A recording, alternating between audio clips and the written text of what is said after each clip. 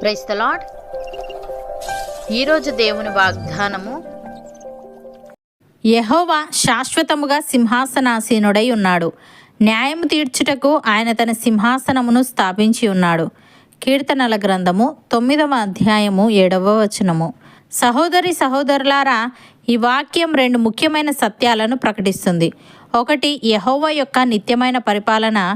రెండు, న్యాయమైన తీర్పు. మొదటిగా యెహోవా యొక్క నిత్యమైన పరిపాలన. యెహోవా శాశ్వతముగా సింహాసనాసీనుడై ఉన్నాడని వ్రాయబడింది.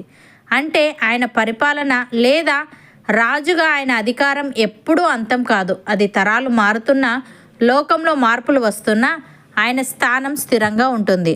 మానవుల రాజ్యాలు, శక్తులు నశించిపోవచ్చు, కానీ దేవుని సింహాసనం నిత్యం ఉంటుంది. యెహోవా సింహాసనం భూమి మీద స్థాపించబడిన ఏ రాజ్యానికి లేదా అధికారానికి సాటి రాదు. మానవుల రాజ్యాలు పుడతాయి, పెరుగుతాయి, నశిస్తాయి, కానీ ఆయన సింహాసనం కాలాతీతం మరియు శాశ్వతం. ఐగుప్తు ఫరోల రాజ్యం, బబులోను సామ్రాజ్యం, గ్రీకు రోమన్ సామ్రాజ్యం, వీటన్నిటికీ ఒక ఆరంభం, ఒక అంతం ఉన్నాయి. ఈ గొప్ప రాజ్యాలు కేవలం చరిత్రకు సాక్ష్యాలుగా మిగిలిపోయాయి. దానియేలు గ్రంథంలో మానవ రాజ్యాలను సూచించే పెద్ద విగ్రహం మరియు 4 మృగాల గురించి ప్రవచించబడింది. అవన్నీ అంతమైపోతాయి, కానీ మానవ హస్తం తాకని ఒక రాయి వచ్చి ఆ విగ్రహాన్ని పగలగొట్టి ప్రపంచమంతటినీ నింపుతుంది. ఇది దేవుని నిత్యమైన పరిపాలనను సూచిస్తుంది. యెహోవా యొక్క పరిపాలన లోకంలోని పరిస్థితులు, మనుషుల తిరుగుబాట్లు లేదా శత్రువుల ప్రయత్నాల ద్వారా ఏమాత్రం మార్చబడదు లేదా ప్రభావితం చేయబడదు. ఆయన చిత్తం మరియు ప్రణాళిక ఎప్పటికీ నెరవేరుతాయి. రెండవదిగా, దేవుని న్యాయమైన తీర్పు. న్యాయము తీర్చుటకు ఆయన తన సింహాసనమును స్థాపించి ఉన్నాడని వ్రాయబడింది. అంటే దేవుడు తన సింహాసనాన్ని కేవలం పరిపాలించడానికి మాత్రమే కాదు, ముఖ్యంగా న్యాయము తీర్చుటకు స్థాపించాడు. ఆయన తీర్పు నీతిగలది, నిష్పక్షపాతమైనది మరియు నమ్మదగినది. లోకంలో అన్యాయం, దుర్మార్గం తాత్కాలికంగా విజయం సాధించినట్లు అనిపించినా అంతిమంగా దేవుడే అన్నింటికీ న్యాయం చేస్తాడు. న్యాయమైన తీర్పు అంటే పక్షపాతం లేకుండా కేవలం సత్యం, నీతి మరియు న్యాయం ఆధారంగా తీసుకునే నిర్ణయం. మానవులు చేసే తీర్పుల్లో తరచుగా లోపాలు, పక్షపాతాలు ఉండవచ్చు, కానీ దేవుని న్యాయమైన తీర్పు ఎల్లప్పుడూ పరిపూర్ణంగా మరియు నిష్పక్షపాతంగా ఉంటుంది.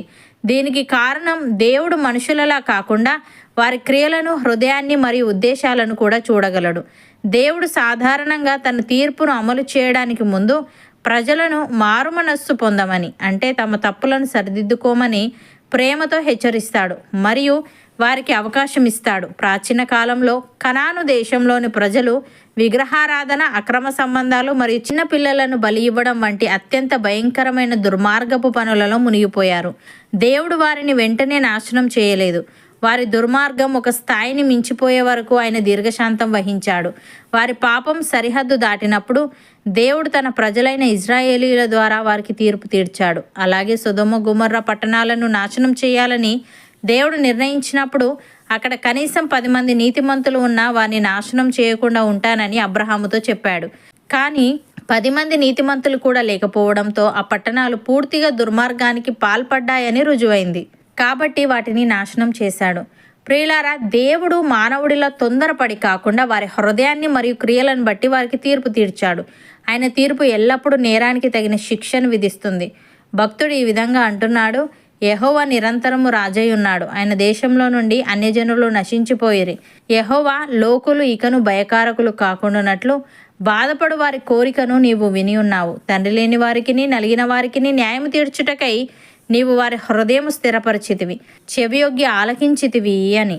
సహోదరి సహోదరులారా, దేవాది దేవుడైన యెహోవా ఆజ్ఞ ఇచ్చుచున్నాడు. తూర్పు దిక్కు మొదలుకొని పడమటి దిక్కు వరకు భూనివాసులను రమ్మని ఆయన పిలుచుచున్నాడు. పరిపూర్ణ సౌందర్యము గల సియోనుల నుండి దేవుడు ప్రకాశించుచున్నాడు. మన దేవుడు వేయించేయిచున్నాడు. ఆయన మౌనముగా నుండడు. ఆయన ముందర అగ్ని మండుచున్నది. ఆయన చుట్టూ ప్రచండ వాయువు విసురుచున్నది. ఆయన తన ప్రజలకు న్యాయం తీర్చుటకై బలి అర్పణ చేత నాతో నిబంధన చేసుకొనిన నా భక్తులను నా యొద్దకు సమకూర్చుడని మీది ఆకాశమును భూమిని పిలుచుచున్నాడు. దేవుడు తానే న్యాయకర్త అయి ఉన్నాడు. ఆకాశము ఆయన నీతిని తెలియజేయుచున్నది. అవును అన్నవారు నాతో పాటు ప్రార్థనలో ఏకీభవించండి. పరిశుద్ధుడా, ప్రేమగల తండ్రి, నీవు శాశ్వతముగా సింహాసనాసీనుడవై ఉన్నావని, న్యాయము తీర్చుటకు నీవు నీ సింహాసనమును స్థాపించి ఉన్నావని, నీ సింహాసనం భూమి మీద స్థాపించబడిన ఏ రాజ్యానికి లేదా అధికారానికి సాటి రాదని. మానవుల రాజ్యాలు పుడతాయి, పెరుగుతాయి, నశిస్తాయి, కానీ నీ సింహాసనం శాశ్వతంగా ఉంటుందని తెలియజేశావు. తని నీకు స్తుతులు. దేవా, నీవు నీ సింహాసనాన్ని కేవలం పరిపాలించడానికి మాత్రమే కాదు, న్యాయము తీర్చుటకు స్థాపించావు గనుక నీ తీర్పు నీతిగలది, నిష్పక్షపాతమైనది మరియు నమ్మదగినది గనుక మేము నీ నీతి, నీ చిత్తం మరియు నీ ప్రణాళికపై ఎప్పటికీ నమ్మకం ఉంచే వారంగా ఉండుటకు సహాయము దయచేయమని, నీ తీర్పును అమలు చేయడానికి ముందు ప్రజలను నీవు మారు మనస్సు పొందమని, అనగా తమ తప్పులను సరిదిద్దుకోమని ప్రేమతో హెచ్చరిస్తావు గనుక మరియు వారికి అవకాశం ఇస్తావు గనుక నీకు కృతజ్ఞతలు చెల్లిస్తూ మేము మా జీవితంలో మార్చుకోవాల్సినవి మార్చుకొని నీకు విధేయులముగా జీవించుటకు కృపచూపమని, మాలో ప్రతి ఒక్కరి జీవితంలో నీవే న్యాయం తీర్చమని యేసుక్రీస్తు నామమున ప్రార్థిస్తున్నాము తండ్రి. ఆమెన్.